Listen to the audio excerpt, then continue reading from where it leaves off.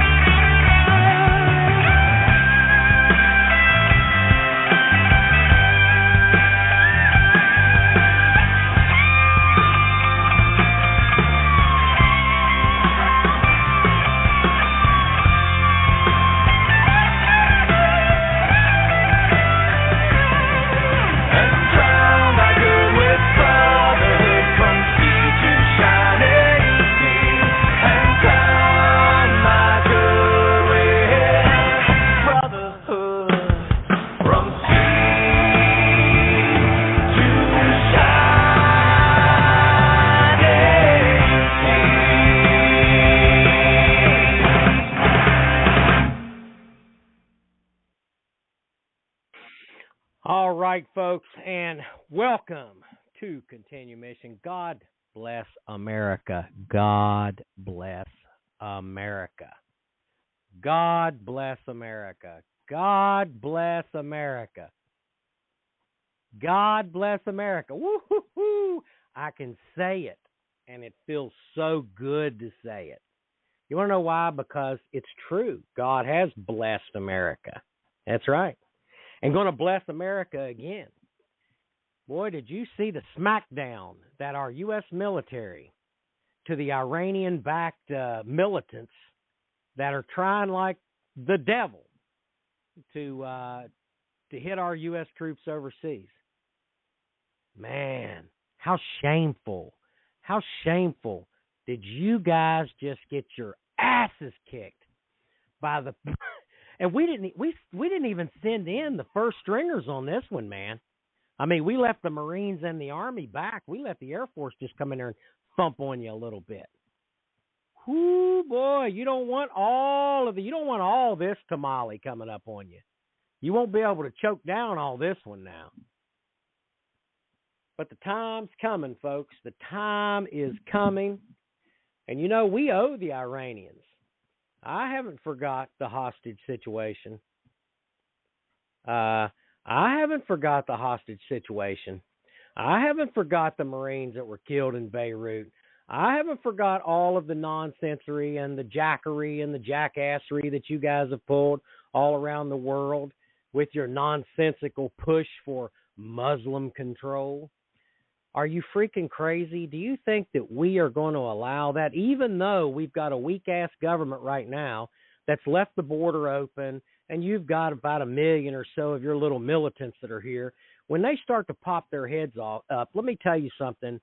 The majority of the Americans, at least the ones that's got any goddamn sense anyways, we're armed. And every time you pop your little head up, somebody's going to come around a tree and they're going to take you out. So let me just tell you, God bless America. Yeah, I'm pissed off, and I should be pissed off. Every American should be pissed off. You should all be mad about what's going on right now, this stupidity, the disgrace that we've got sitting up in there in the White House, and the clowns that we've got that are running our government. What a shame. What a shame. You know, and the chicken shit politicians that are out there. Boy, they're really bad. I'm getting ready to nail one right now. Big-ass chicken shit, you know, that's running for office here, running his big fat mouth all the time, talking about how he's all this and all that. You know what? Patrick Morrisey is running for governor of the state of West Virginia. You know, most of us have not hung our balls up on the fireplace here in this country, in this part of the country. You know, we still expect men to act like men. And, you know, you won't even go debate. You know, and it's sickening. It really is sickening what's going on. But let me tell you something. We've got some ballsy politicians out there, though. Let me tell you about one that's a good, close, personal friend of mine. And him and I were going back and forth on LinkedIn. We supported Corey Mills for congressman in Florida, Vets for Vet Leadership. Rich, you sat on that committee as well. But Corey Mills has been absolutely just kicking ass all over Congress. You know what? You hear all these big mouths that get on there, run their mouth, all these little spoiled rich kids and stuff. But let me tell you about Corey Mills. Corey Mills he is a soldier. And he will remain a soldier until the day he dies. He is going into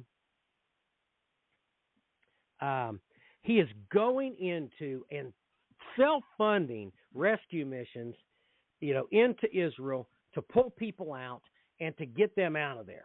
Okay? Israeli citizens, dual citizens, Americans, and he's bringing them back to the USA, saving their lives. A congressman. And look, guys, he's flying over to do it. He's no chicken shit like half of them up there. Yeah, I'm telling you, man, I'm fired up. So I really hope that one of these weasel, spineless, chicken shit politicians call into this radio show tonight, because I got something for you. I'm working real hard. I think I've said enough curse words now that we're probably going to get fined, okay? Get fined by the morality police that are out there, the same morality police that say it's okay to rip a baby out of the womb of a woman, the same morality police that say it's okay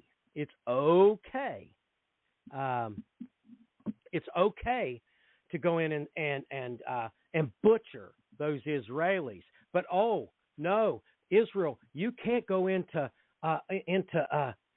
Gaza. You can't do that. Well, guess what? They're going in. They're kicking in the doors, and you're going to hide in the hospital, Hamas. They're going to kick in the doors of those hospitals, and they're going to drag you out by the hair of your head if you've got anything left up there. And if they don't, they'll drag you out by whatever they can get a hold of, and they're going to stomp you into oblivion. And it's going to be a good thing to see, and I'm going to be happy to see it. Yeah, I am happy to see it. Happy to see it. Okay. So here we are, folks. We are on the air, and we've got two special guests here. We got Greg Meakin. We got Val Olson in here. They probably have never heard me talk like this, you know. And but you know, hey, look, hard times call for hard measures. And all right, I just want to say bullshit. If anybody's listening to the show, you talk like that all the time. Well, Rich, that's just between us. But you know what I mean. But man, isn't it? I mean, aren't you tired? No, James, your monologues are always energized. You always go off on your monologues. Okay, that's right. All right. And all right, and just in your defense, because I've had this conversation with other people, and like, the thing is, if you watch TV, there's no moderation. Nobody wants to hear the moderate. They want to hear the extremists. The extremists on the left side, the extremists on the left side, so, the right, okay? So I can have a logical conversation, stuff like that, and that's going to bore the hell out of people, right? But the thing is, yeah, it's true, okay? Oh, no, but you do piss me off. And I'm like, I'm done with this fucking conversation, right? Oh, here we go. And I'm going to say, okay, argue with yourself from here on out. Okay? Yeah. Well, that's right. Okay. Well, yeah, go ahead. Go ahead. I was going to say is, in your defense, okay, the thing is, you do have a way, and I've told a number of people about this, and I said, I'm a good co-host. I could never be the host. You are. You know how to entertain. You know how to excite. The thing is, I wouldn't be surprised if the majority of the people listening to this show don't even actually hate you. Yeah, they're listening to your show to look for things they can use against you. Yes. But the thing is, it works. In media, in social media, whatever, it works. Everybody wants a sensationalist, okay? Yeah, absolutely. So there's my defense of you. I may not defend what you say, but I will defend until my life. You're right to say it, okay? Which the woke committee won't even do that. I mean, you were sitting there like, I may not agree with what you have to say, but I will defend until death. No. You don't have the right to say anything I disagree with you, okay? Well, anyway. And that's the problem. I mean, honestly, that is the problem. And It is. There's a lot of ugly going on in the world. There's a lot of ugly that's going on in the world. Yes. And it's gotten worse. And I'm just going to say you're part of it. Yeah, well. But it creates dialogue, James. It creates dialogue. Except when you guys try to cut me off when I'm trying to finish a statement. Okay. well, we can only give you an hour and 20 minutes. Okay, on that, I need to shut up. All right, we got some other people want to talk. Yeah, we did. Let me shut up, and so you can introduce our other host. Okay. Hey, but before I do that, folks, if you go and you can go to Continue Mission, gosh, I know, I'm telling you, if my mother listens to this show, she's going to wash my mouth out with soap next time she sees me. I'm telling you right now. She hates it when I go off on these rants like this, but it needs to happen from time to time. So we got the guest call in. Folks. James. No. My mother was listening to the show up until she died, and seriously, until we invited Father Michael Pacello onto the show, she was embarrassed by what I was saying. But when my pastor's on the show, I didn't care what my mother thought. But oh my God, when I got my pastor on the show, I really have to quit some of the things I was saying. Okay. Yeah.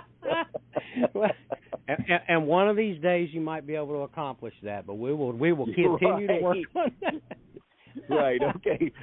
Enough of us. Let's move to our guest. Let's go. So, but before we go there, we got some great websites that we got posted, and I just want to say this: if you want to call in and discuss, and look, we've got the haters, we got the lovers out there, whatever. If you're a hater, you love us, whatever, give us a call. We'll give you some airtime, and we'll duke it out with you if we have to. The guest call in is 424-243-9540. Again, that's 424-243-9540, and you can call in now live. Of course, later when you're listening to this show, which we have about 100,000 people that listen to this show later on during the week, you're not going to get me. You're going to probably call and get somebody else. So if you want to talk to us now, you got to call in right now. So if you're listening right now, because there's thousands of you listening, I mean, we've got calls from all over the world, folks. So we can take calls. We'll take your call. But let's have a serious conversation. A lot of serious things going on. October 27th, 2023, Continue Mission from 10 to midnight Eastern Standard Time. We have two great guests, Val Olson, Greg Meakin, and then, of course, you got myself and you got Rich, and Father Michael Pacello is not with us tonight, so, I hope he don't listen to this show. He's going to wash my mouth out with soap, too, because usually that's Rich that talks like that, not me. But anyways, Father Michael, pray for us all, always, please. It's an open mic night tonight, folks, so we're going to say, let's roll America. It's all about America. But if you're one of these bleeding heart liberals and you believe in all this stupidity that's going on, you give us a call. We'll listen to you. We'll give you a platform, unlike what you will do to us. But then we're going to give it right back to you. We're going to give you a truth bomb. Truth bombs are hard sometimes. They hurt. They really hurt. Some great friends that we're working with right now, the Oil and Gas Workers Association, and you can check them out at www.ogwausa.com. Go check out the Oil and Gas Workers Association at ogwausa.com, and sign up and get their updates. I had an hour and a half long conversation with Matt Cody. He's down in Texas. He's a big patriot that lives down there and just a great guy. God bless America. He is 100% patriot.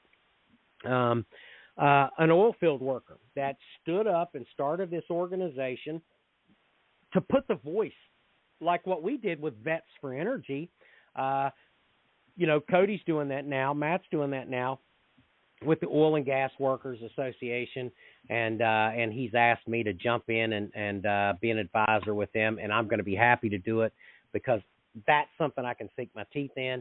And, of course, GregMeakin.com. That's MEAKIN.com. That's Greg, Greg. See, Greg doesn't spell his name some weird, bizarre way, man. It's just Greg, GregMeakin.com. You need to go check him out. And when you get there, you better check out some of those hockey jerseys that he has there, folks, because I'm telling you, you've got to get one of those. You got to get one of those. You got to get one of those. Rich, you need to get one of the hockey jerseys. Seriously. Give him a call. I've got mine. Father Pacella's getting ready to get his, so you're going to have to get yours. PatriotSwitch.com/Val, V-A-L, the lady on the show tonight. Lovely lady, beautiful lady, wonderful, smart, but she will tear your heart out, man. I'm telling you, if she has to. But that's Patriot Switch. That's PatriotSwitch.com/VAL, Victor Alpha Lima. And then I want to talk about my good friends at AMFSfiltration.com, and that is AMFS, Alpha Mike Foxtrot Sierra, filtration.com.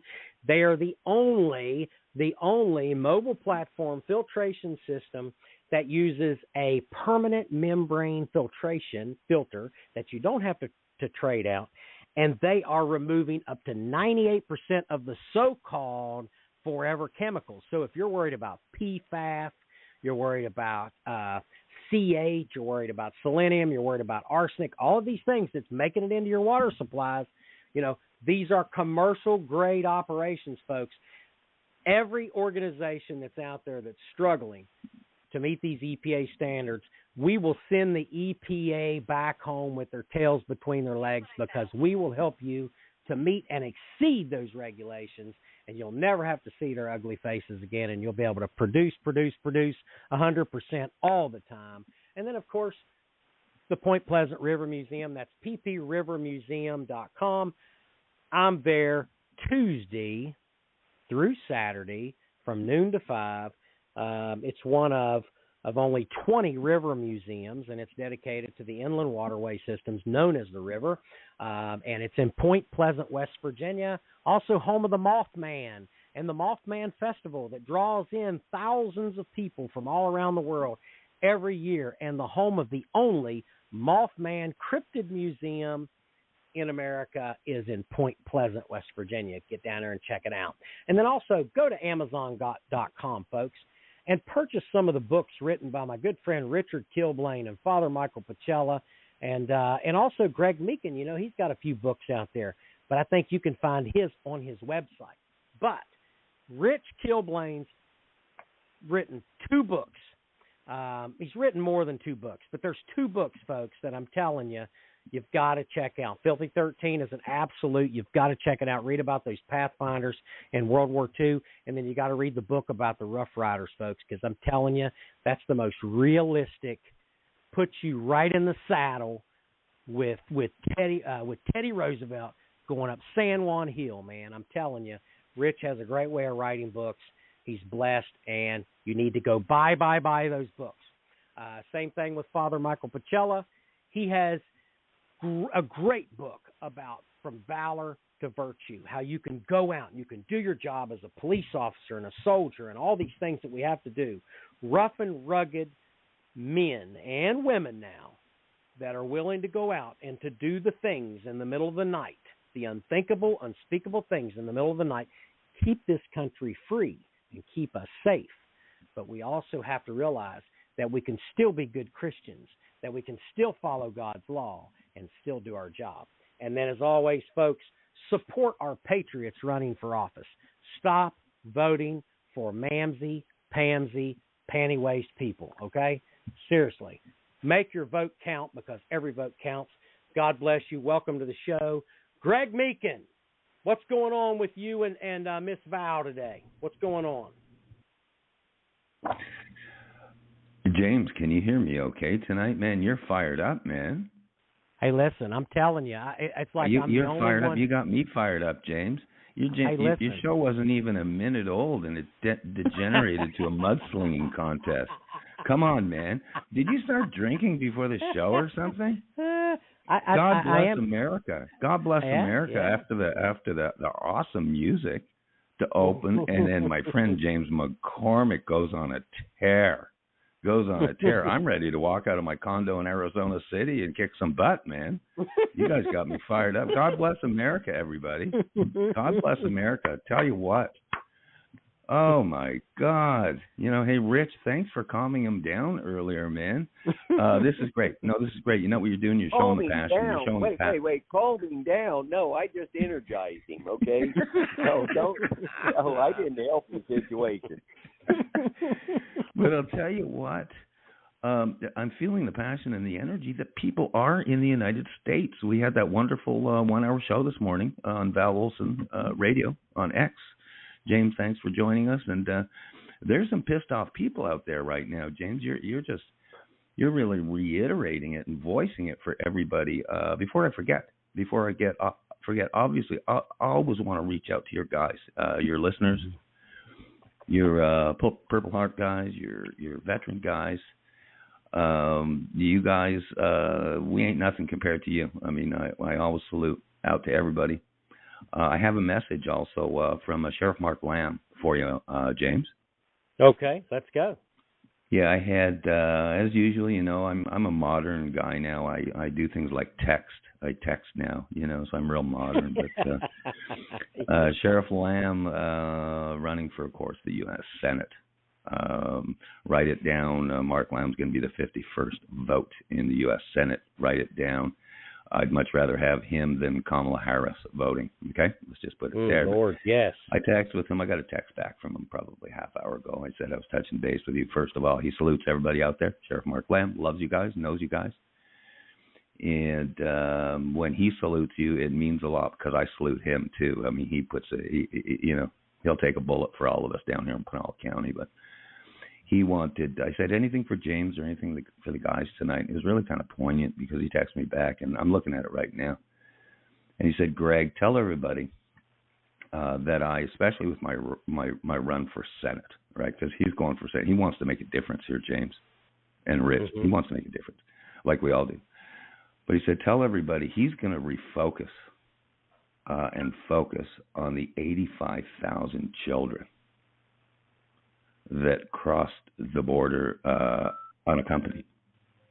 He said the United States government, and I'm going to quote him here, okay, James? The United States government has turned back over to the cartels, to hard labor, and to even sex traffickers, all these kids. We don't know where they are, James. God, that's terrible. So that comes from the sheriff, Sheriff Mark Lamb, and total. You did such a great job, James, of just plugging everybody that's involved. The partner here, the mission, the partners, the missions. There's a lot of really, really good people. I'm looking at my screen right now for the show. Just really good folks. The Matt Cody's and stuff of the world. These are good folks. And I just want to tell you, Sheriff Mark Lamb, it's sherifflambforsenate.com, sherifflambforsenate.com. That's his, goodness gracious, his election fund. And I'll tell you what, guys, you know this, but the money is on the Democrat side, especially this dark money and this BS money. It's just pouring in to help these Democrats. And this guy down here in Arizona, Ruben Gallegos, he's a Democrat.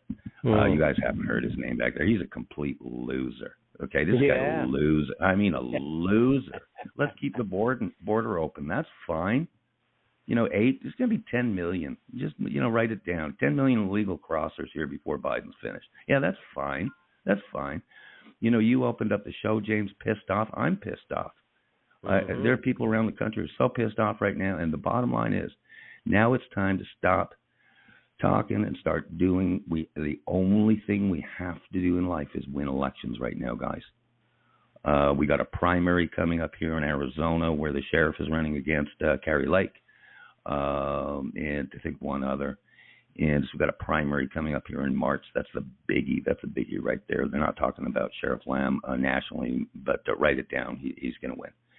But we got the primary, and then we got November 4th. We got November 5th, 2024. Everybody, let's go to the polls. I'll leave it off at that for now. But James, you got me fired up.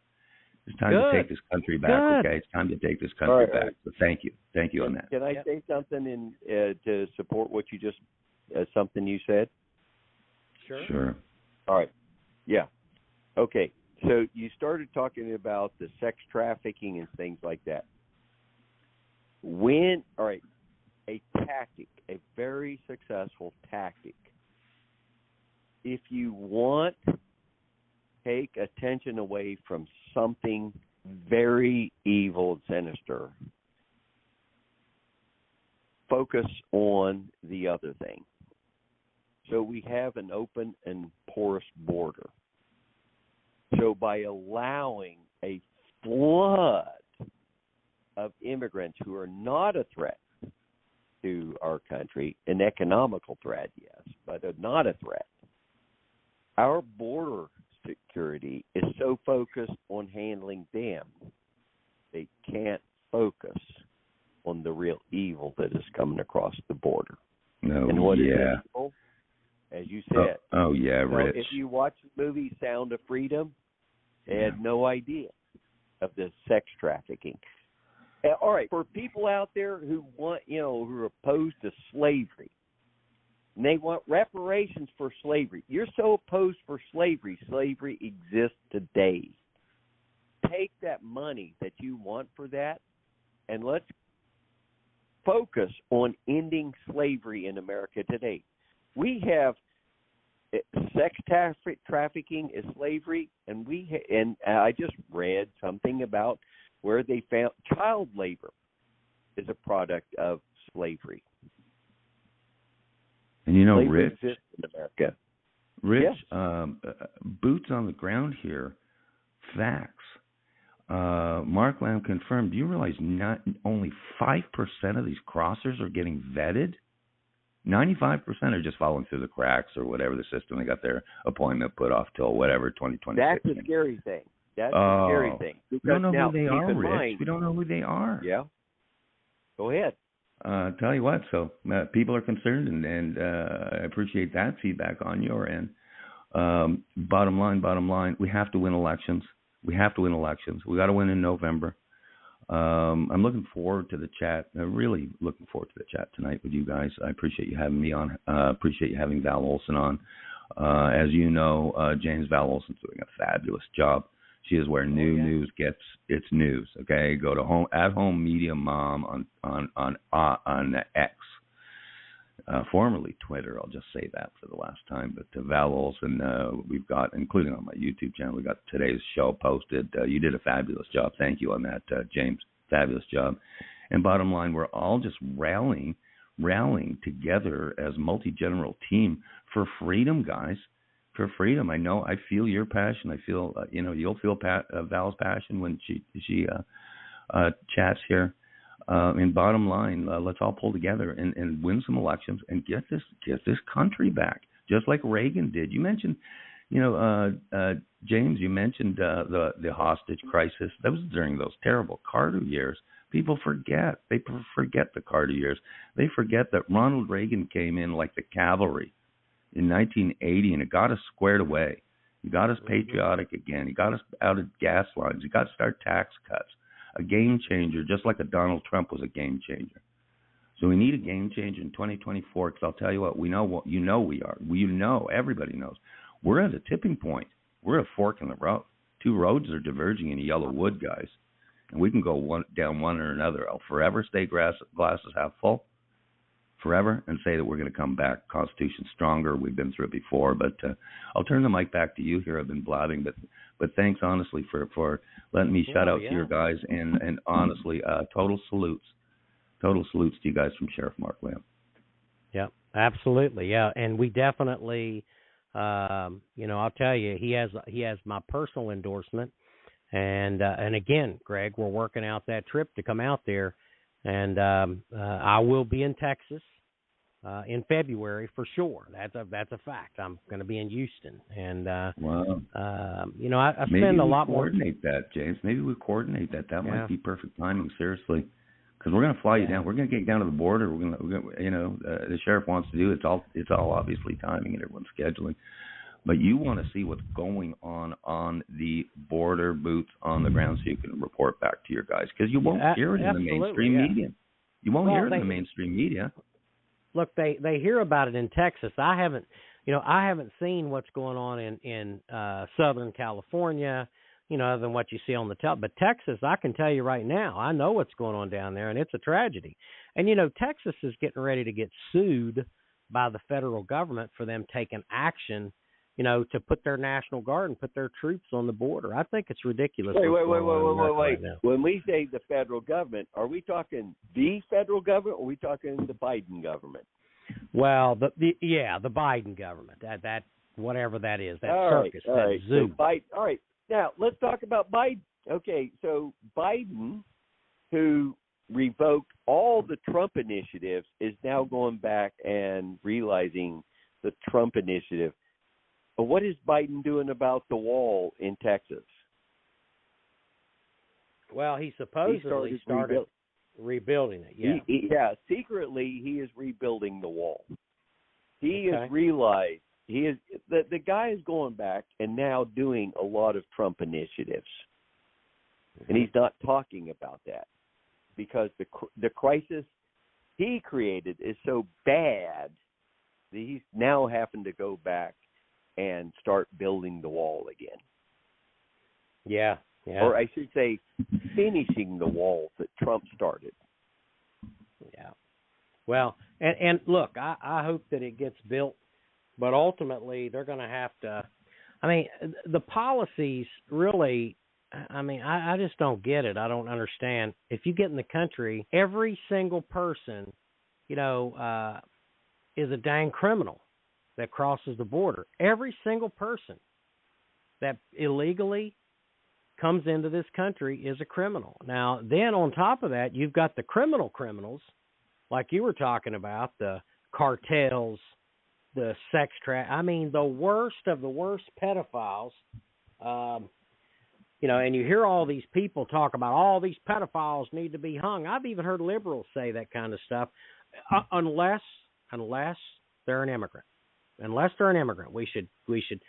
I mean, I can't understand it. I really can't. And it's like they praise James. What about the gays for Palestine? It's like chickens rooting for KFC, man. I'm telling you, that's exactly what that is. Yeah, you're sitting there going, okay, all right, so you're a gay, you're a homosexual, and you're rooting for a Muslim country that believes that Muslims should be executed. Not Muslims. Yeah. Gays homosexuals should be executed. They do. Yeah. All right. They do. I want to point this out. The same thing. Look, there's not a lot of difference between the Old Testament and the Quran when it comes to homosexuality and witches and things like that. Okay. But there was a point in time, I don't remember when it was, that the Jewish nation actually came to a conclusion that we have modernized, and some of these rulings, like committing homosexuals to executions, that they're an abomination to God, are not in compliance with contemporary views. So they have rejected. The Jews have come to a conclusion: a witch shall not. Yeah, do not allow a witch to live. Yeah, they've said no, we don't have to execute witches. All right, it's the Christians that had a really good executing witches, or anybody accused of being a witch, right? But the Jews have rejected a lot, and those are Old Testament laws. See, the thing is, the Old Testament was about punishing evil. The New Testament was about forgiving. Sure, yeah. God, Jesus did not talk about killing homosexuals or witches and stuff like that. The Old Testament did. And so the Jews have actually finally realized we need to modernize. Some of these rules are not. The Muslims have not.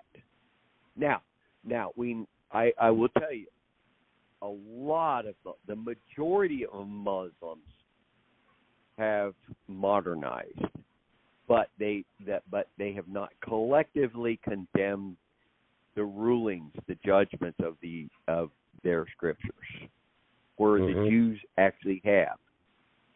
Okay, so anyway, continue. Yeah, well, absolutely. And what I would like to do now is I'd like to call Miss Val Olson in, and I'd like to check on her and see what's going on. What's going on in your world now, Val? Well, in one hand, in one hand, I have Rich's new book. It just arrived. They were the Rough Riders. And I've only just been able to skim it here, but what really caught my attention, I'm just going to read from the back of it. Most of the Rough Riders were seasoned cowhands from the Southwest, but Ivy League athletes, sons of millionaires, and lawmen filled out the ranks. Roosevelt molded this diverse group into a cohesive, efficient fighting force and led them to victory on San Juan Hill. And that is awesome. When I hear that and that spirit and that let me interject. Strength I didn't of the write men. that. I didn't write that. It wasn't Roosevelt. It was Leonard Wood. Leonard Wood was the trainer. He's the guy that recognized the attributes that these Westerners had to offer. Okay? But anyway, I'm glad you got it. You can mail it to me, and I will sign it and send it back to you. All right? So read it. You're going to enjoy it. Yep. I will. I know I will. But I want to talk just briefly about the spirit of that we need. We need to see that again. I was happy to hear James off the bat really laying the smack down and sending a clear message. And that's what we need. Big shout out to our oil guys. I feel that the oil guys in Canada, anyways, this is a tough group of men. They have had to take it from the government, the propaganda, everything that's come at them. And I imagine it's the same here in the U.S. And I feel that is a group of untapped. There's many family men. There's many men that are watching what's happening, the destruction, the demoralization that's going on, and they are upset. They stand with you, James, and what you're saying. And I've talked to many of them, and they are in the know.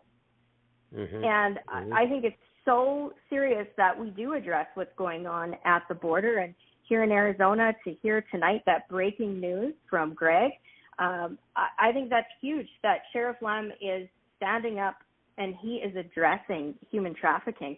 And this involves children. And this is where you are going to see mama bears rise up. When we know this is happening in our community, we are on watch. So I feel that there's a uniting that's happening of moral, and we need to say no, not on our watch. So that's what's on my heart tonight, James. Yeah.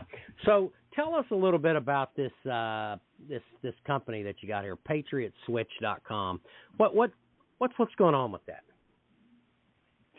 PatriotSwitch.com/Val. This is your opportunity to join millions of Americans that are sick and tired of seeing their money go where it supports agendas that are polar opposite to their values and beliefs. We're sick and tired of peeling made in China stickers off of everything we buy, low-quality stuff from all these crappy box stores. We want to support the American businessman. So that's what it's all about, the best products. I could go on and on about the cleaning supplies and kind of my regime and how I do it, but basically I've decluttered my house. Less is more in my world, and these products just suit my lifestyle. They are very cost effective. They're good for the environment. They're safe for my family, and I love it. I love keeping a clean house, you guys. That's one way that I can just do something for my husband. He comes home, he works hard, and the house is clean. I love doing that. I love that he is out there working hard, supporting our family. I have no problem whatsoever keeping the toilets clean, keeping food prepared, ready, fresh, homemade, locally grown. I'm all about that. And I don't feel like some, pushover woman sitting in the back, and I feel empowered. I feel like I really have, and I'll drop a big bomb here, I really have my shit together, being able to do that for my family. So thank you. That's PatriotSwitch.com/Val. Hey, listen, that is great, Val. So what you did, okay, so I'm glad we're going here with this, okay? And this is the part where if Father Mike was on, he would be able to come in with scripture that would actually say, look, Val, you are keeping with the tradition of the Bible that says that the older women should teach the younger women to be the keepers at home and to be good wives. Husbands, love your wives as Jesus loved the church, you know? Yes. And so it's not just women doing this. Men, we got to do things too. You know, it's like, I'm just going to tell you, my wife would go out and cut the grass around this house if I asked her to. But it would be such an embarrassment for me, for the other men in my neighborhood to see, well, here's his wife out there cutting the grass, taking care of the yard. You know what I mean? She has enough to do inside this house. And I just think that there are some traditional roles here. I'm just telling you that God bless women like you, because that, and look, women should not be beaten and then put into some totally submissive relationship. And I'll tell you, the men of America, the real men of America, they'll deal with that too. They'll deal with that guy. You know what I mean? Because, you know, we just don't have that. You know, if anybody does one of my daughters that way, you know, I probably will have to kill him. I don't know. I don't know if I'll kill him, but maybe it'll be close. You know what I mean? But you know, yeah, I probably would kill him. But you know, then I'd ask Rich to help me hide the body. You know, I think there's a couple of points to make when it comes to a healthy relationship.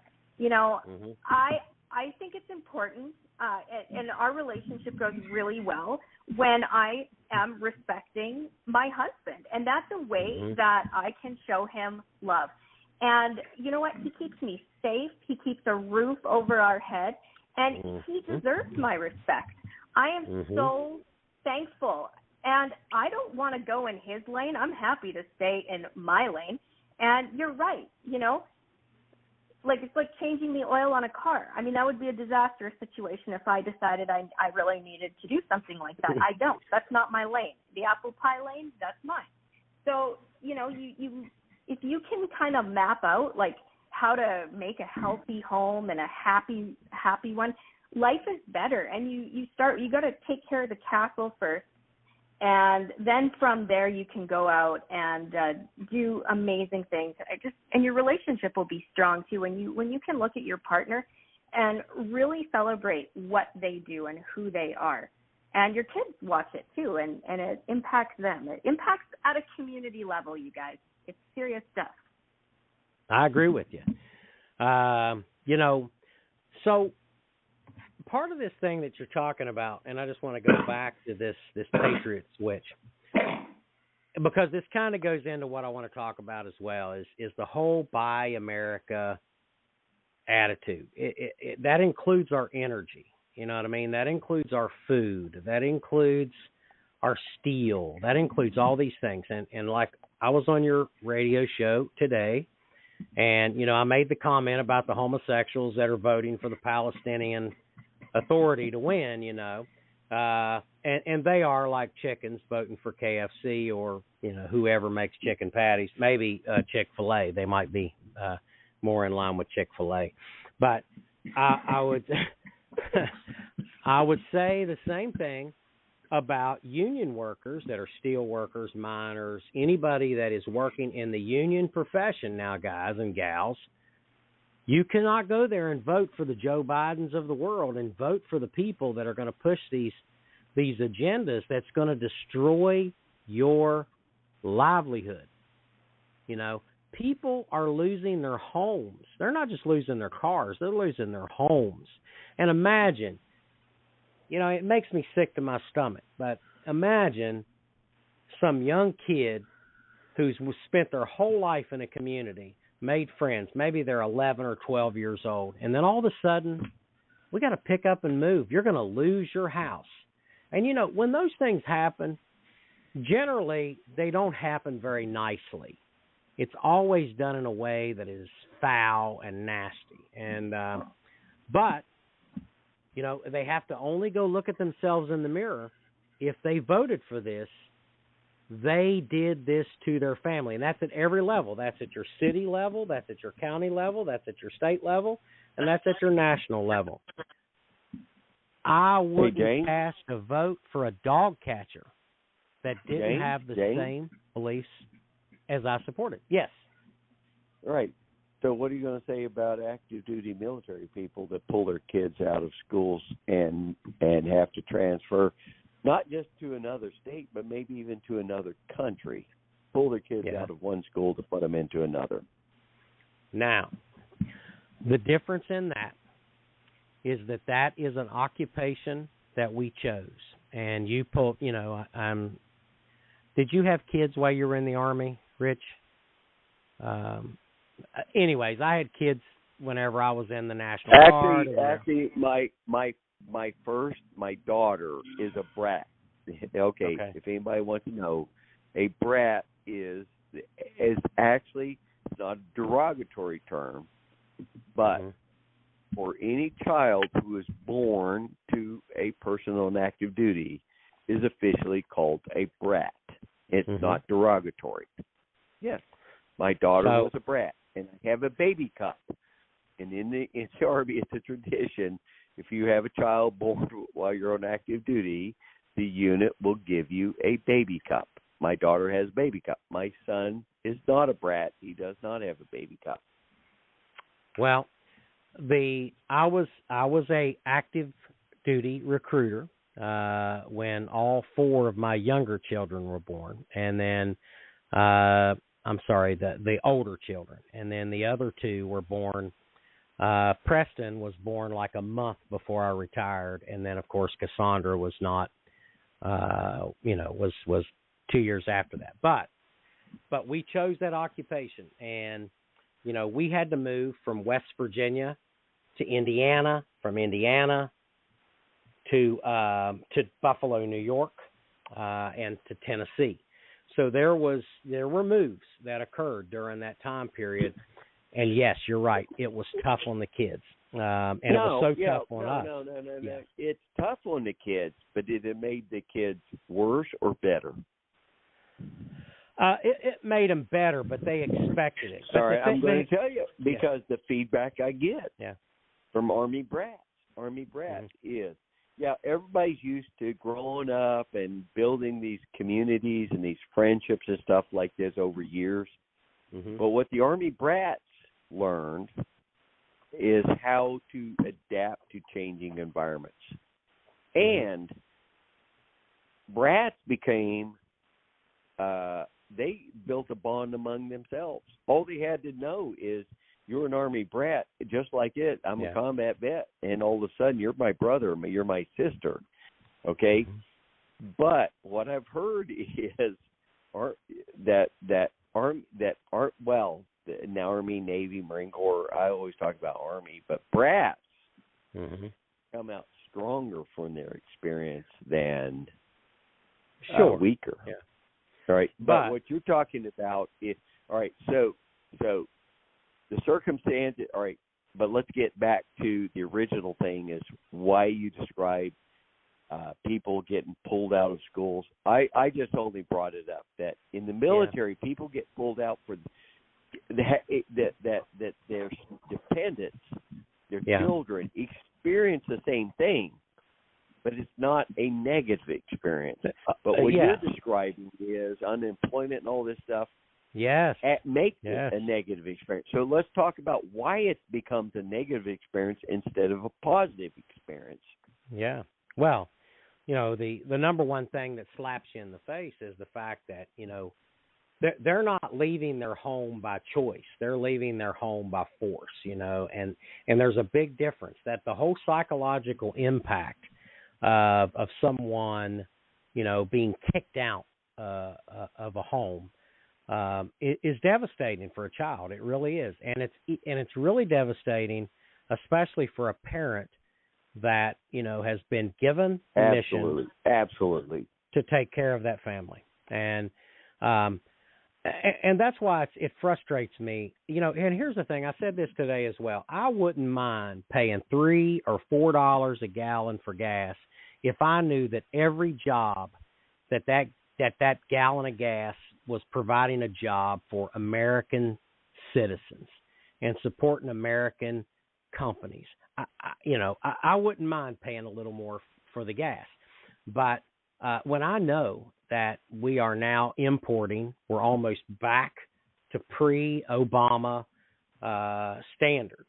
And let me just say this about the Obama administration. It was horrible, but there were changes that were made that improved the energy situation in America in the last 2 years of the Obama administration. Now, of course, when Trump came in, honestly, we turned on every pump that we had, and life was good. Gas prices were below $2 a gallon. Families were prospering, and there were just a lot of jobs. Biden comes in. We're going to put the brakes on this. All right, James, stop. Just stop. I just want to ask the listening audience, before Trump became the president, when can you remember gas going down to $2 a gallon? When can you remember gas going down to $2 a gallon? You can't. Yeah. You can't. Okay. What he did by pump baby that philosophy, that was an economic game changer in America. It was. And I encourage you to keep paying $3 to $4 a gallon for gas. Yeah. Well, and I'll tell you, I've just Matt Cody. He is the president of the Oil and Gas Workers Association. Said rig count is down by 146 from this week last year. Okay, so we've lost 146 rigs that aren't pumping, oil. That is a loss of around 1,400 jobs, my friends. 1,400 American jobs, all for what? To placate the climate alarmist. All right. I want to add something to that. All right. Now, when Jimmy Carter became the president at the end after the Vietnam War, so he stopped. He just fucking gutted the military. Mm-hmm. He stopped. He pretty much curtailed military funding. The guy's a Naval Academy graduate, but he was a nuclear submarine, so that's his focus. All right. Mm-hmm. So the thing is, so all of a sudden we are now, for ammunition, we're digging into our war stocks. All right, we have Carter's looking at, we got all this ammunition. We don't need to buy more ammunition. Yeah, it's all in war stocks. If we go to war, we're going to have to tap into it. We've calculated how much we need. So we are now drawn from our war stocks. We're not buying more ammunition. You want to know what the cost effect of that was? So let's talk about 45 caliber ammunition. All right, how much 45 caliber ammunition do you think we expend every year? It's a sidearm, and we don't. When you look in terms of the M16 versus the 1911A1, we expend a lot of 1911 to 5.56. We don't spend a lot of 45. So guess what? We can go a lot of years without buying more 45 ammunition. Now, do you think there's a lot of companies out there producing 45 caliber ammunition? No, especially for the Army. So when you don't even buy any more, then you're only producing 45 ammunition for the commercial market. They had to cut back. So all of a sudden, Reagan becomes the president, and now we're trying to reinvigorate the military. Guess what? You can't jumpstart the civilian industry. This is what I learned. It says all of a sudden he's throwing money at this.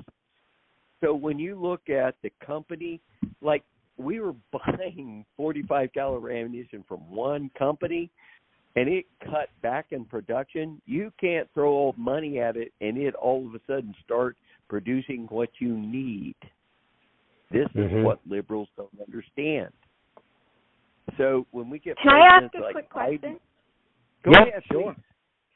Sorry, it's just it's an ammo question, and I had some family visiting, and they mentioned that the shelf life of ammunition in Canada, bullets apparently have a shorter shelf life. Have you guys heard anything about that? I have not heard. Yes. No, you're absolutely. That's the thing most people don't realize is that ammunition has a shelf life. Now, one thing I'm going to tell you that Biden is doing good with the war in Ukraine and Israel is, hey, let's give them our war stocks and let's spend money to buying new war stocks. We're not buying ammo to send over there. We're sending our outdated ammunition before it becomes inexpendable. Yes, there is. If you're an ordnance officer, you know that certain ammunition has a shelf life, that after a certain point in time, it's not as accurate as it was intended. Did that answer your question? Yeah, a little bit. I'm still curious at, what kind of changes they're making, and, what is the shelf life on ammunition, and could this have different consequences than what you think? Like you think you're stocked, you're ready to go, and it turns out your bullets were made in Canada, and who knows what the Canadian government's putting in our bullets over there. Rhubarb juice, and I'm not you're right. Like you're actually you're actually right. The thing is, what our government is doing, if you pay attention to what they're saying, is we are sending to Ukraine and Israel our war stocks. The war stocks is stuff that was set in place and has shelf life. So we're sitting there going, are we going to send them brand new ammo, or we're going to send old ammo? We send them the old ammo. So Rich, you okay? Yeah, all right. I don't know. It's just, look, I have these allergies. So anyway, the thing is, if you listen to what we're sending to Ukraine and Israel, is our war stocks. And we're replenishing our war stocks with new stock. And that's a good thing. Okay? Well, I can tell you, I just saw this story about our buddy, Congressman Corey Mills, has successfully evacuated 159 more Americans from Israel this week. That's 159 more. So there you go, Corey Mills. That's one of our U.S. congressmen. He is a prior U.S. Army Sergeant E5, and he is now a congressman in Florida. I say Corey Mills for president, baby. I'm sorry, that just came across my news flash. What do you think that looked like behind the scenes? There's a lot of planning that goes into that, and do you think he has a big team, or how does something like that happen? Well, Corey was so when Corey got out, he became a contractor, and so he really is one of the rags to riches type stories. So he became independently wealthy off of labor and his works.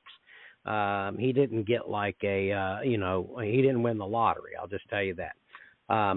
So Corey was able to continue his work as a contractor, and through that contracting business. Now, Corey was also involved with evacuating some of the same folks out of Afghanistan. So he was part of that Operation Pineapple. And yes, there are a lot of people that are involved in that, and it is it's a heavy lift because, you're going to have to get aircraft.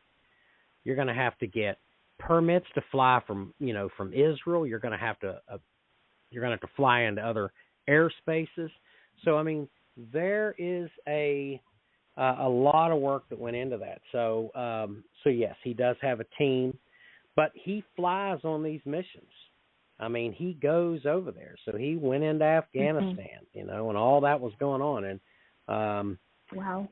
Yeah. And he's a nice guy. On top of that, So I mean, come on. I send a seated congressman. That's I'm not even in his area, but I send him a message and he responds to me directly. I send him a text. He responds. I said, and I sent him a message. I said, honestly, you, my friend, should be the next Speaker of the House. You're demonstrating leadership with the highest level of integrity. Salute. And he says, thanks, brother. Thanks, brother. Said anytime, and he says, I am truly blessed. And, and I can go back and look at conversation after conversation. I went to Washington, D.C. He carved out time to talk to me. I mean, this is a guy that honestly cares about America. He really does. So it's Corey Mills, CORYMILLS. Hey, look, this is a guy that Mark Lamb needs to get to endorse him, okay? This is a guy that can make a big difference, and he is making a big difference. He's a freshman congressman, too. Holy cow. Yeah, we need more like him. So, to answer your question, yes, it's a big lift, and like I said, Corey, he was not, he grew up rough. I mean, he did. And he had, he went in the Army as a private, just like, Rich and I went in the Army our first go around. We went in as privates. We got to feel all the lumps, what all that feels like to be the soldier that digs the latrines and peels the potatoes on KP and takes the crap from everybody, because everybody outranks you when you're a private. I mean, you are way down on the totem pole. And then, Rich, if you remember, when you make PFC, private first class, then it's like, man, I got a little bit of power here. But then you find out, yeah, you're just a first class private, so it's just, but you work your way up the ranks, and Corey has done that. So, man, I wish that all of our congressmen were like that. I really do. It's a shame that they're not. So, let's see here. We got 49 minutes. Greg Meakin. Come on, man. When are you going to break the news? Come on. When are we going to talk about it?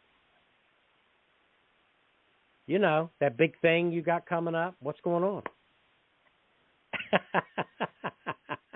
He's being quiet on me. Did I lose you? Did we lose him?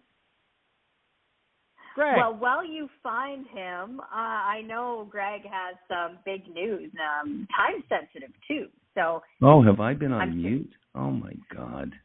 Zip your pants up, man. Oh my God. I was gonna say, oh my God. Wednesday Secrets from the Inside. This is past my bedtime, so I'll just start, napping, just nodding off here. James, remember, come on, man. Val Olson keeps me on track. I'm sitting there blabbering on mute again. Come on, man. And Wednesday Secrets from the Inside, my new radio show.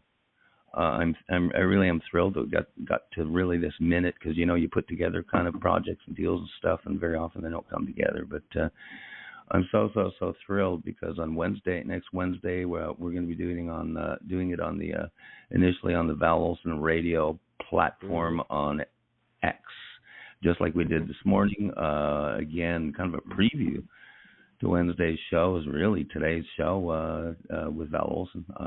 And you were so fabulous, James. But got a new radio show. It's going to be a 1-hour radio show starting at 9 a.m., just like Rush Limbaugh, 9 a.m. Pacific, hard start time, live. and a 1-hour show. That's going to be noon East Coast time for the translation there. And it's a 30-year kind of brainstorm project mission for me, because Secrets from the Inside, that's a 30-year brand name.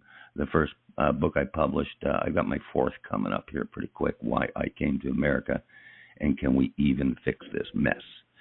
Well, my first book was Secrets from the Inside, How to Buy a New Car Below Dealer Cost. That goes way back to 1989, 1990. So it was, the brand really was, we all hear basically, what are the secrets from the inside? Everyone loves secrets. Yeah. They love secrets. They love have three secrets why James McCormick just is a jerk sometimes. You know, one of those. Come on, man. Yeah. You got me fired up tonight. I'm glad I got my mute button on. I want to talk to you. So, Secrets from the Inside. Now, let me tell you, when I think of that, I think, I think UFOs, I think CIA. What's going on, man? Come on, let's. Exactly. Across the board. I've always been kind of a magazine guy. I actually have an e-magazine. That's, not everybody's in love with just one single subject. Mm-hmm. And for the most part, but everyone does love secrets. They love gossip. But it's not gossip, it's not secrets, but it's just inside scoop. It's across the board, whether it's politics, whether it's military, whether it's healthcare. You have a topic of the day of healthcare, how to fix this, which we have fixes for. Education, the education mess. But how about UFOs? How about the secrets that have been kept from us from our government? Last I heard, we were grown-ups. We should be able to hear these secrets by now. What garbage is that? So across the board, people, it will be, I'm just so thrilled. Of course, I'm producing it, and I'll be on it every show. And we have Captain James McCormick, who will be on as a host. I just can't tell you how thrilled I am about that, James. Yeah. And Val Olson, of course, is going to platform it. So get ready, Eddie Freddy. Going to be just fun, and also lots of laughs. There's so much serious stuff out there, and I get it. But lots of laughs. James, we've done so much radio together, and honestly, I just really think that, and I've thought of it I've thought like this since I was in diapers. Seriously, just life should be a bowl of cherries a little bit. My mother said that to me once. She said, "You know what your problem is, Greg?" She was a socialist liberal. She said, "Your problem is." Dude, Montreal, Quebec, Liberal school board director. She told me to vote for Pierre Elliott Trudeau, or she would lose her teacher's pension. So the fear mongering was back to the 60s and 70s. But just whatever. My side note there, as far as where my train of thought was going, a lot of people just want the inside scoop. They want the real news. They want the unfiltered news. And it sounds cliche, but it's just so hard to find not only good quality, true fact-check information, but across the board, also entertaining and, yes, full of fun. Like I say, my mom said, the problem you have, Greg, is you think life is a bowl of cherries. And last I looked, I think that's not a bad thing. That's not a bad thing. And honestly, it sounds funny. That was a lot of my reason of coming to America, James, seriously, when I was 24. Val mentioned this on the air the other day, and I don't know if it's purely socialist countries, but I do feel it in Canada. I feel there's a difference between Canadians and Americans in that, and I caused a little stir when I published this about 2 years ago. I said, I honestly feel, no offense, but my whole family's Canadian. Some of my best friends are Canadian, even some from Toronto, but we won't go there. But for some reason, and I think it's socialist countries, there's an acceptance of their lot in life. I really mean it. They don't feel they can do anything about anything. They think the government runs them, and in many cases, they allow it to, right? That's a whole other episode, the comfort zone thing. Yeah. But that's what I loved about America. That's what I came down here. I said, and when I was up in Quebec after living under martial law, in the 70s and stuff, I said, I was looking at Ronald Reagan in 1980. Speak America the Beautiful. How about the Republican National Convention? With Ronald Reagan in 1980. I said, if Ronald Reagan saw these language laws, like my English language was outlawed in Quebec in 1976. No English. Whoa! Oh, dude, Wow. outlawed. What do you mean? Oh, French only. Well, what do you mean? They took little companies down because they wanted bilingual signs. They took down a little tailor right outside of Montreal because he wanted multi-signs: English, French, Italian, Greek, blah blah. No, French only. And to this moment, they have a bureaucracy in Quebec called the Office de la Langue Française, the Office of the French Language. I don't know if they've changed the acronym. And they go out and they police the language to make sure it's French only, French in the workplace, whatever. Boy, I digress there. But the accepting one's lot in life, it really bugged me. And I said, Ronald Reagan wouldn't tolerate that crap. What not? He wouldn't tolerate imagine having signs, Spanish only on American highways. What? Yeah. I mean, really, that stuff happens. Ronald Reagan wouldn't have tolerated, and there is a feistiness about Americans. And honestly, even though we've got weak, our younger generation's getting weak, blah blah blah blah blah. As Reagan would say, compared to any other country in the world, guys, Americans are different. We are feisty, and even listening to you guys tonight, and listening to my pal Val, Miss Val. Your Alberta Rose. Forget about Tokyo Rose. We got your Alberta Rose in Val Olson. Okay, 5'1", right, James? That's right. Yes. So just make a wonderful pancake breakfast for you, but punch you in the nose about politics. There's Val Olson. I love it. So, but honestly, the accepting one's lot in life, I really find that about socialism seriously, and I'm not interested in that in life. I really like adventure. I like being on a mission. And honestly, America is different that way, guys. It is different. I'll turn it back to you guys. Yeah, that's pretty awesome. Yes, please. I want to jump in for a second because, Greg, there is over 130,000 people that are listening on this platform tonight, and I know they cranked the radio a little louder when you said secrets from the inside. And I think it's really important just to touch over who you are and what your deal is, because, secrets from the inside on Val Olson Radio on X, they want to know, am I just going to be sharing secrets about cleaning, or, what are you dishing up? So what are you working on for next week? I have my notepad out. I'm taking notes. Take your time. He's being very secretive. Well, he's hey, listen, he's got to zip his pants up. That's what we say. That's the term in radio when you don't turn the mute off. You got to get the mute off, Barry.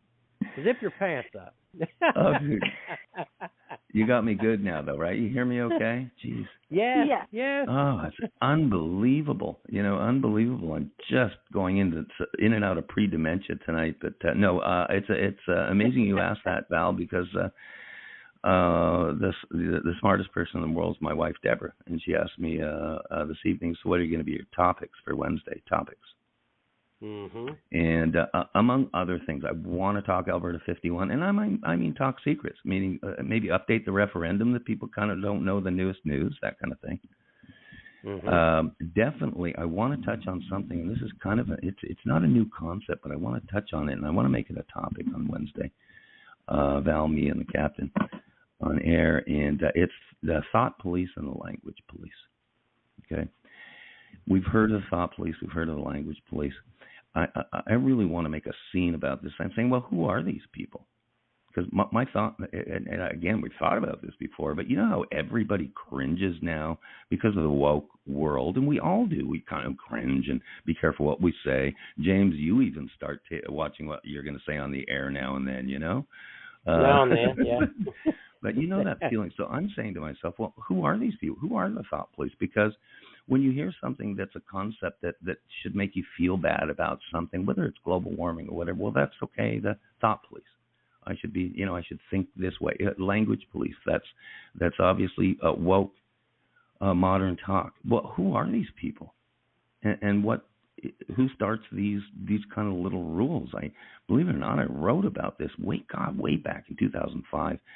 I'd seen that the two words. This is 2005. This is going back there. Boy, goodness.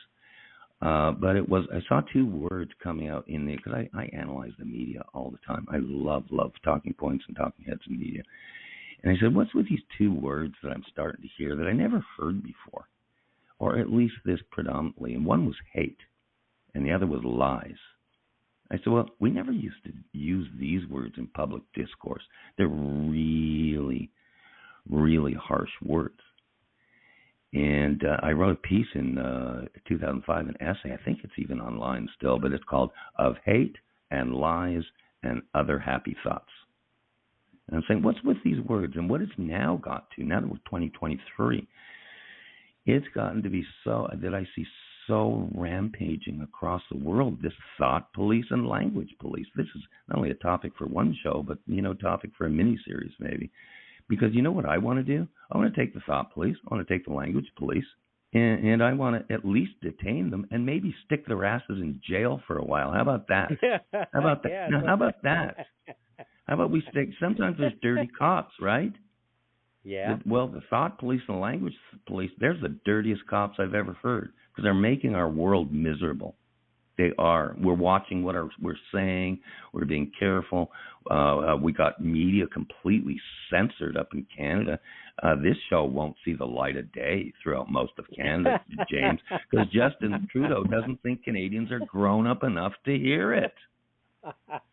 That's called language police. That's called language police. So let's round them up. Maybe you're not put in jail like they say on cops, but let's detain their asses. Okay, let's detain them for a while and have them take a break on ruining all of our lives. So maybe that'll be a topic. How about that? Maybe I'll use this tape, this clip as an intro to Wednesday. But bottom line, just I am so thrilled to really produce a product just like my books have been. You ask Val, she's perused my books. You're just going to get the truth. You're going to get honesty. You're going to get boots on the ground, skates on the ice, reality, win, lose, or draw, whether you like it or not, whether it offends you or not. And yet on stuff that's interesting for us. I always joke to my Democrat buddies, boy, they've been quiet, James. All the big mouths in 2016 and 2020. And I say, I want to keep it simple. Greg Meakin keeps it simple. We'll talk about this on Wednesday. I just want my $1.75 a gallon Trump gas back. That's all I want. I really liked filling up my car for $32, maybe $34, not $90. I really like that. I really like my groceries being half the cost back under Trump groceries than Biden groceries. Because you know what? The President of the United States, the buck stops here. They're personally responsible for their policy and for the entire 4 years that they're in office. They sure held Donald Trump responsible for stuff he didn't even do in many cases. So Joe Biden is responsible for everything that happens in the United States of America as a result of his policy for these 4 years. And like I say, keep it simple. I just want my $1.75 gas back. So I look forward to, honestly, on Wednesday, Secrets from the Inside.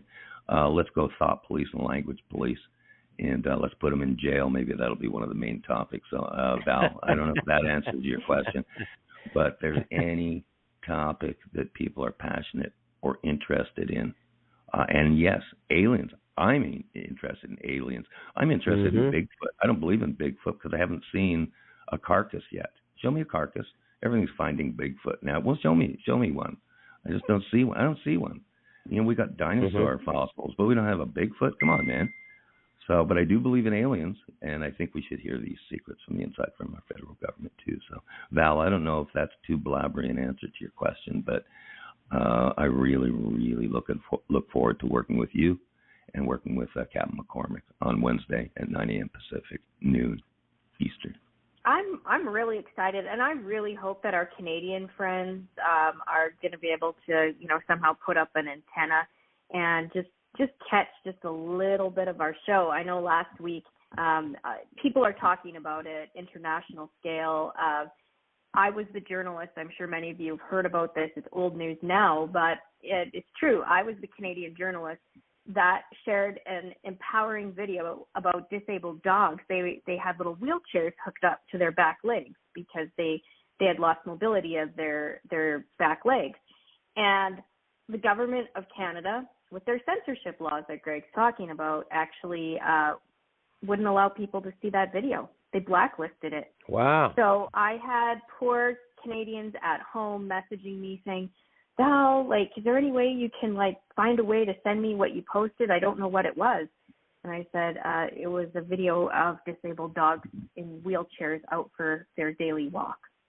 So it's really sad. You know, I've had some journalists reach out to me, and I could almost have a full-time job from mainstream Canadian journalists calling me to fact check, get information, because they're not able to access a lot of resources they used to rely on Google. So out of the goodness of my heart, I'm like working nonstop just to help the mainstream media community. So, you know, I don't know if we're going to get this show in Canada, and that's with all seriousness. Really, that secrets from the inside. Yeah. Well, I thought that it was interesting that you actually had, you know, that the link to our show on Continue Mission, which we have people in Canada that listen to our show, but the link for those particular shows, they could not open them. That was very odd. And there was that disclaimer from the Canadian government. So, you know, I don't know. Rich, did you call somebody or do something to cause all this, or what? Because you're being awful quiet over there. Yeah, Rich. All right. I'm missing this. What are you accusing me of not doing? Now listen. Hey, now so Val had posted a link to some of her Canadian friends for Continue Mission, and I know we've got Canadians that listen. But I'm not following her post. Unfortunately, I'm not following her post. I'm sorry. So tell me what their counter is. Basically, they took a picture when they tried to open up Continue Mission. It said that it was restricted by the Canadian government. I'm not surprised. All right, because what I had no idea how the Canadian government functions, but the more I'm watching, especially in how the Canadian response to the COVID restrictions were, most Americans, when we look at Canada, we look at a government that did not separate from the crown, has all the liberties of the American government. Because what we're finding in America, especially with this recent Israeli-Hamas war, is that, wokeness, people started standing up to wokeness when Trump was elected president. Now they're persecuting wokeness because of this recent war. But when we look at Canada, Canada is not America. I had no idea that the laws actually allowed Canada not to suppress opposing views, to put anyone, priests, preachers, religious leaders, truck drivers who oppose the opposing view, oppose the government view, to put them in jail. I did not know how authoritarian, how autocracy. But it's an extent that what the Canadian government is extension of the British government when it was ruled by the crown. And only under recent time. This is what I'm going to say. This is from an outsider looking at it. We have not experienced this in the past because we've never had a government that has tried to dictate the lives of the individuals as they did under COVID, because we now have a polarizing government between, especially in America, between the conservatives and the liberals. And if that happened it will. The thing is, in America, we have states' rights versus federal government. And that is the conflict. Now, I don't know how it works in Canada, but what I'm hearing is you oppose the federal government. Hey, Val, Rich, Val, tell Rich the story of the Coots boys, the guys that are in jail. We have our January 6th. We're down here, right, guys? They're in jail for 3 years or something. Val, relay that story. I don't know if these folks have heard it or not, but that's just a tragedy. Some people heard about that Tamara Leak who was imprisoned, but tell them about the Coots boys there, Val. All right. It's I terrible. just wanted to tell you, the only thing we have heard, the mainstream media has talked about, that truck driver strike during COVID. Right. That's the only thing we got. Right. So if you're going to tell us something different, that escaped mainstream media. Now, where new news gets its news is from Val Olson. Tell them about the Coots boys. That's just a tragedy. These guys are still in jail, guys. Over 600, and I think it's 30 and counting days. Not charged. They are waiting for their day in court, and it's terrible. And they're held in remand centers. Wait. Let's stop for a moment. Wait. How many people are waiting for the day in court? 4 men.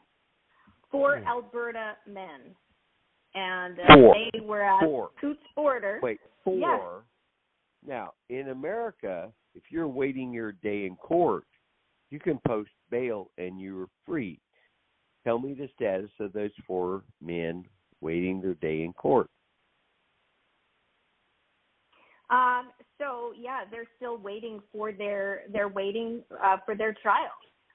They're just getting shuffled around. Let me correct that. Day 621. So they are at day 621 today. Chris, Jerry, Tony, and Chris, they are known as Alberta political prisoners. And are they in jail? Wait, if you say they're political prisoners, are they in jail? They're in remand centers. 621 days in remand. Explain what that is. Well, remand center is like where they hold you. So they hold you there. A lot of people say it's worse than jail.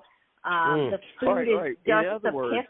You are confined and you do not have the liberty to leave. It's like jail. All right. So you're talking to an American audience that doesn't understand the terms you're describing. Yeah. Okay. Well, you just so they are basically locked up. They're locked up waiting for trial. See, if you post bail in America, you get arrested.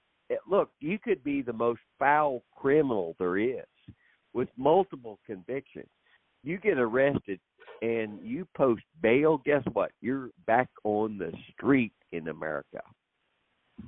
So what you're telling me is the terms you're using is these people are actually locked up. Correct.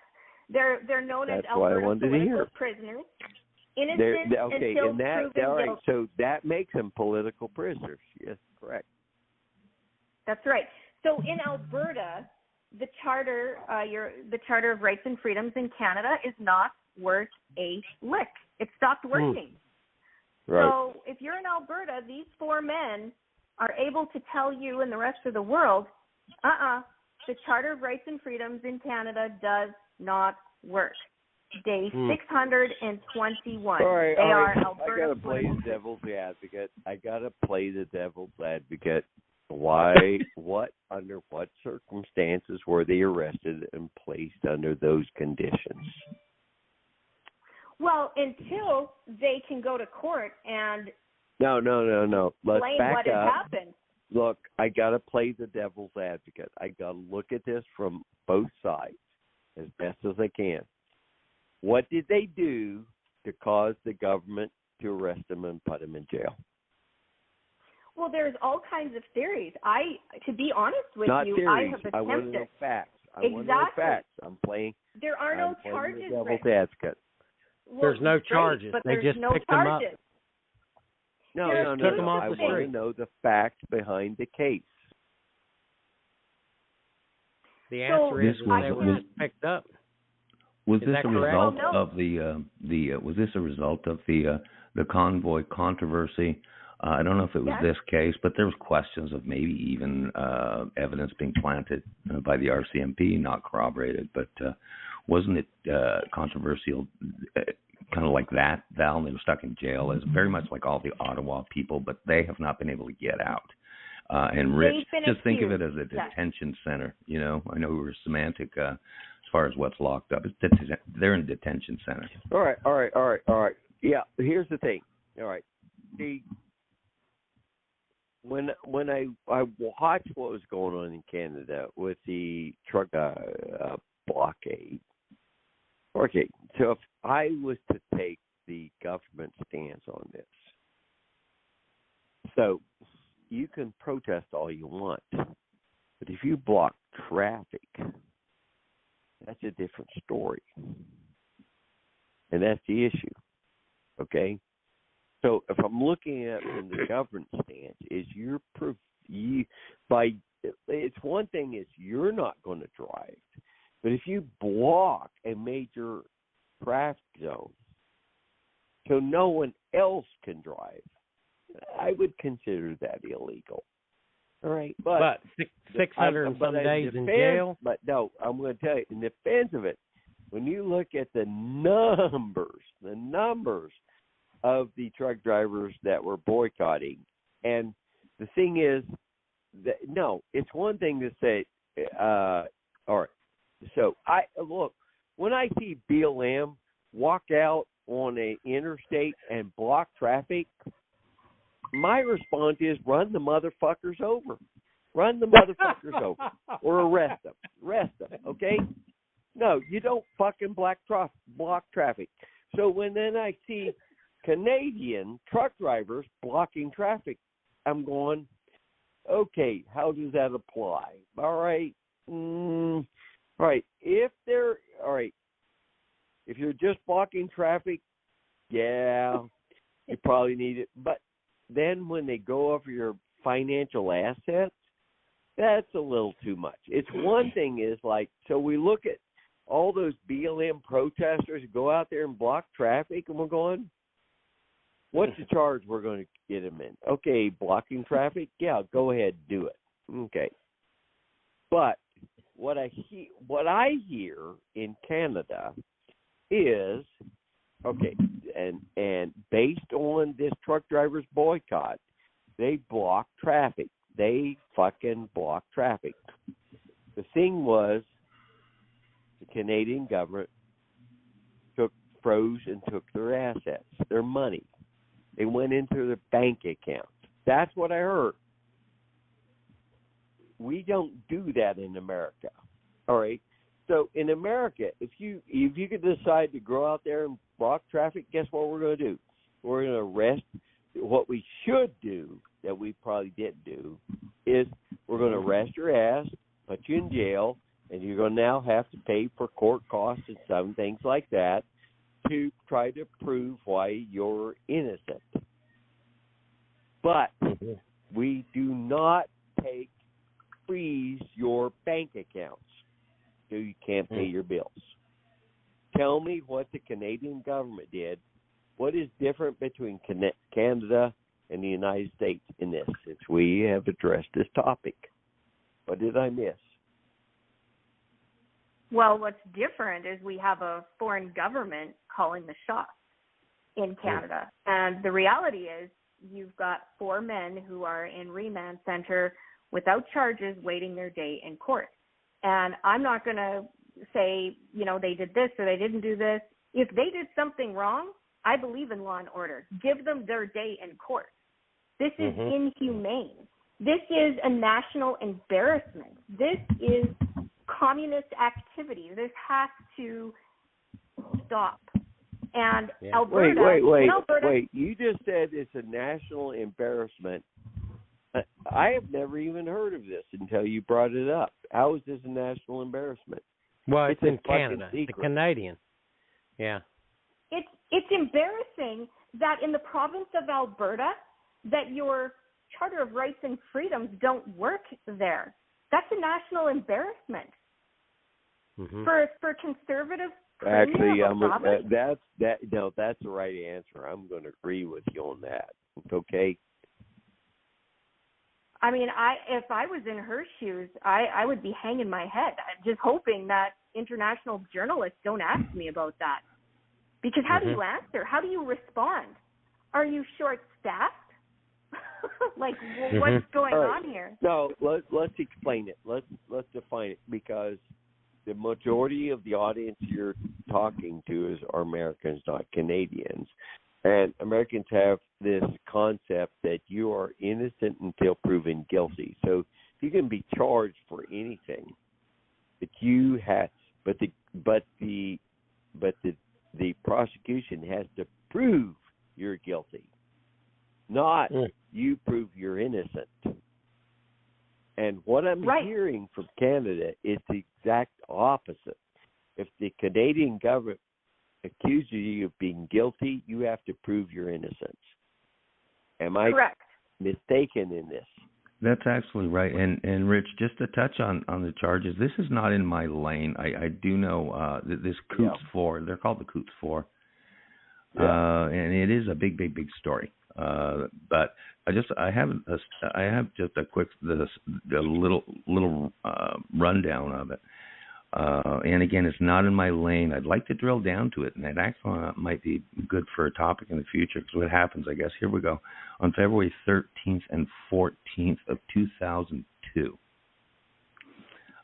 these three guys were arrested on charges of mischief over $5,000. That sounds so Canadian. Mischief over $5,000. Then later they were charged with conspiracy to commit murder. Although they were unarmed guys. I think there's this real controversy there. So I don't know if someone did die or whatever. I know there's people that have the inside scoop on that story. Yeah. But basically, as they do in Canada, if you're kind of like the January 6th thing, if you're determined a danger in any way to society, right? You're blah blah blah. Quote, domestic terrorists. You know, those vanilla domestic terrorists down here that are in jail. Then they literally, you're right there, Rich. They can just hold you. These guys are being held without bail and without charges. So they're waiting for their trial date. So either way, it sounds like a bunch of. What we have in America is there's a lot of threats to government, but the liberal government, the right-wing extremists, are the greatest threat to government. Why? Because the right-wing extremists are going to target individuals. Individuals they determine as a threat. Now, the left-wing extremists are going to burn down entire fucking neighborhoods, business districts, people that contribute to the economy. The right is going to kill individuals. The left is going to destroy businesses. This is my summarizing it. The right, the extreme right, are going to kill individuals they fear as a threat. The left is going to destroy businesses. Which one threatens the economy the most? The left. The left. Okay? Yeah. Well, there's no doubt about that. I mean, they've just about destroyed the economy here in America, that's for sure. And they're on No, they haven't. You think they've made it better? Destroyed the economy. No. James, all right. Look, James, I just want to point this out. James and I get in these damn arguments because James is always right. They, when in reality is the they he's talking about is the they in the Democratic-controlled cities. He's talking about the they all over America. Look, James and I have had to have these a lot of like offline conversation about it. And I'm beginning to say, he goes, they, he's talking about everybody. No. Yeah. They in these Democratic-controlled well, that's who I'm talking cities about. have destroyed their economies. Mm-hmm. Yeah. Well, but still, though, look, it's trickled down to all of us. I mean, we feel every time that they burn their damn cities down, we feel it, because I'm telling you, the price on everything goes up, from steel to bricks to you name it. I mean, I'm telling you, every time they do something stupid, we have to foot the bill. And none of them son of a bitches work. They don't pay no taxes. They don't pay anything. They don't do anything. No, James, I'm just going to tell you. I'm going to tell you that the only thing that's happened in Williamsburg, Virginia, is the price of gas has gone up. No, wait. All right, Biden economy. Okay, no. All the burning and the looting of the inner cities has not affected us in Williamsburg, Virginia. Well, that's affected us in Williamsburg, Virginia. No, let me tell you. Okay, Biden go economy. ahead. All right, the fact that gas used to be $2 a gallon, it's now over $3 a gallon, and everything else we buy when we go to the grocery store is more expensive than it was. Yeah. 3 years ago. Beans. No. Try to buy steel beans when Biden and trucks of bricks. About Biden economy, he's just reminding people how much more they are spending on groceries than they did before. So let me just say this: we built a museum, a big 2-story, huge ass museum in the middle of Point Pleasant, West Virginia. The original cost on that was $1.5 million when it was first bid in 2020. By 2021, that price went up to $3.5 million. So, we had $1.5 million to build the thing. So we had to go out and find $2 million. According to the liberals, it's just hanging and growing on damn trees someplace. Right. But to us that have to work, so all of that contracting work, every bit of that went up. The steel, the wood, go try to buy some 2x4s right now. So I just bought a truckload. James, almost had to sell one of the kids. No, the left does not want to talk about that. They don't want to talk about the cost. All they want to talk about is we're trying to reverse something we can't reverse. Yeah, they believe that global warming is a fact. If you don't believe it, guys, historically speaking, if you study history and paleontology, global warming is a fact. But here's the deal: the climate change has been taking place over millennium, regardless, long before the industrial age. Yeah, it's cyclic. The world climate change is cyclic, and the people who belong to the Church of Global Warming, led by Al Gore and the High Priestess Greta, believe that we are the cause of climate change. We are not. And there's historical facts to prove that. Oh, absolutely. That's a whole show. Economy, that's a whole show. Something we can't prevent. Yeah, well, and the thing is they're not really preventing anything. They're just moving the resources. I mean, we're still buying the steel. We're still getting the everything that we're getting, but we're just getting it from China, Russia, and everybody else. James, James, let me point this out. For all those people who say we need to prevent global warming, all I gotta say to you is go off the fucking grid. Yeah, go off the grid. That's what I tell them. I'm just going to tell you right now. Go off the fucking grid. Quit using electricity. Get rid of your cell phone. Get rid of your computer. Go off the fucking grid. I'm doing, this. Right, go off the fucking grid. Quit being a goddamn hypocrite. Go off the fucking grid.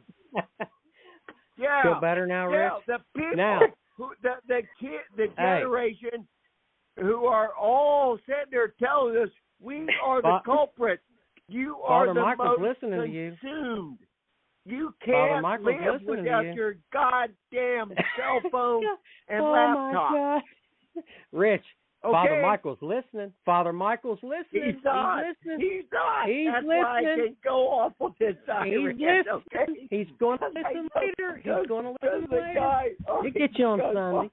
He'll get you on Sunday. I can go off with this siren.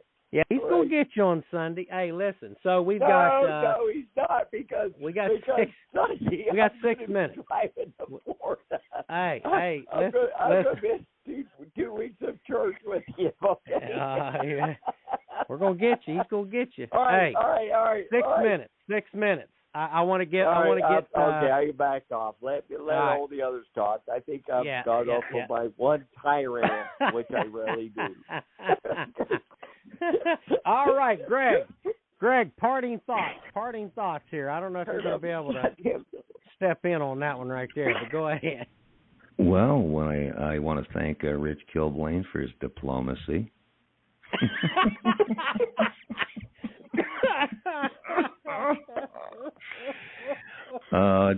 Honestly, seriously, just a great big thank you. I sound like a broken record, but salutes to you guys, to you, James, to Rich.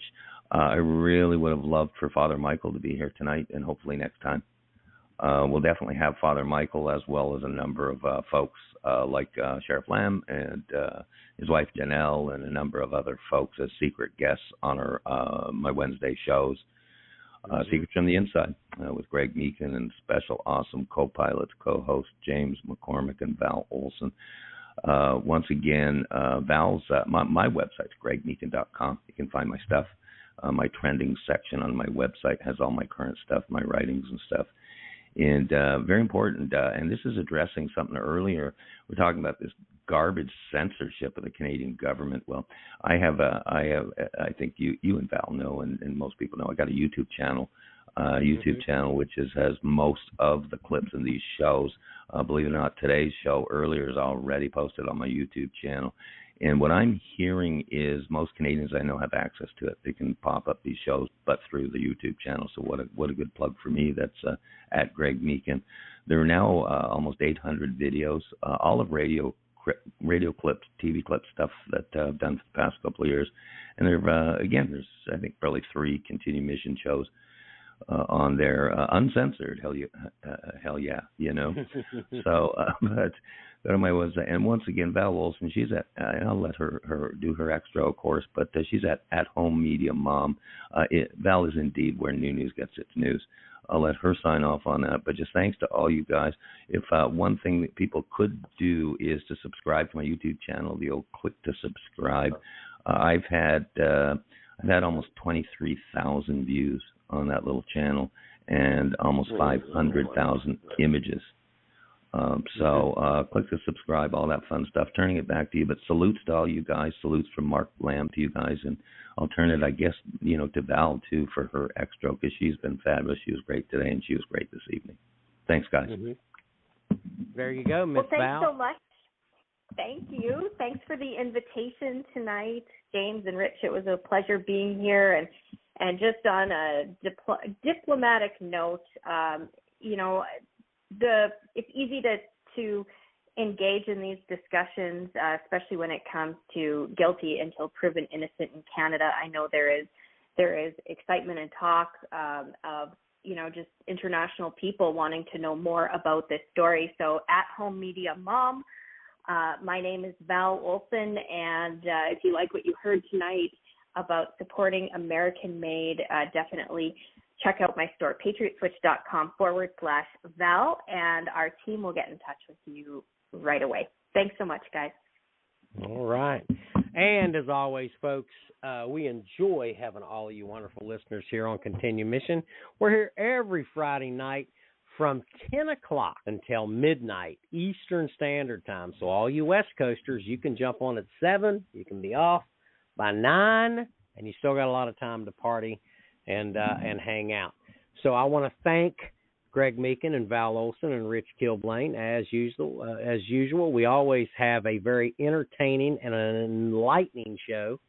And, it got a little bit wild in here. You can definitely tell that Father Michael Pacella was not in the room tonight. But he is going to listen to this show, I am sure. And Rich is going to have to get his mouth washed out with soap at church on Sunday. I'm looking forward to that. And he's going to take pictures of it. Give me the last. All right, Father Michael gets to end with a prayer. Give me the last 2 minutes. You got. We don't have even 2 minutes. We've only got like a minute left. So there you go. You got it. Let's go. Here's the deal. All you people who subscribe to global warming is caused by man, get off the fucking grid. Get off the fucking grid. Otherwise, get off the fucking grid and move to West Virginia. I know. Otherwise, over here. You're a hypocrite. Get off the fucking grid. Quit using electricity. Get rid of your cell phone, your laptop. Get off the fucking grid. Vibrators, and dildos, live in all West that Virginia. stuff. Okay? Because I'm going to tell you, the people of West Virginia are more climate friendly people than anybody. They live by it. Yeah, we do. We do. And the thing we're finding is the majority of the people who protest and advocate it, they are the biggest consumers of electricity. Absolutely. Yeah, that's right. You're a goddamn hypocrite. Go off the grid. If you really are for, Hold up. Going against climate change, go off Rich. the grid. Go off the grid. We got you. Folks. Got it. Join us every Friday night on Continue Mission. Let me just say this. We'll close it out with a nice thing. God bless America. God bless each and every one of you. God bless you and your families. And have a good night. Greg, Val, I love you guys. Rich, love you too, brother. Have a good evening. Good night, everybody. Good night. Good night.